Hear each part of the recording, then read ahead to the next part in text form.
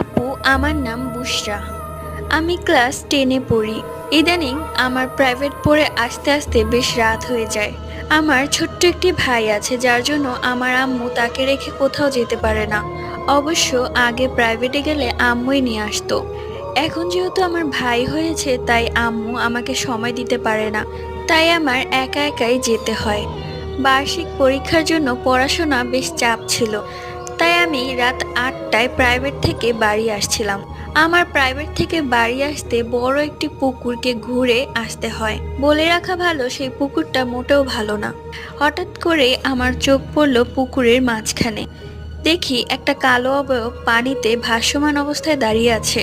এটা দেখে আমার যেন কলিজা বের হয়ে যাবে এমন অবস্থা। আমি তৎক্ষণাৎ সেখান থেকে এক দৌড়ে বাড়ি চলে আসি এবং আম্মুকে সবকিছু খুলে বলি। ঘটনাটি লিখেছে বুশরা।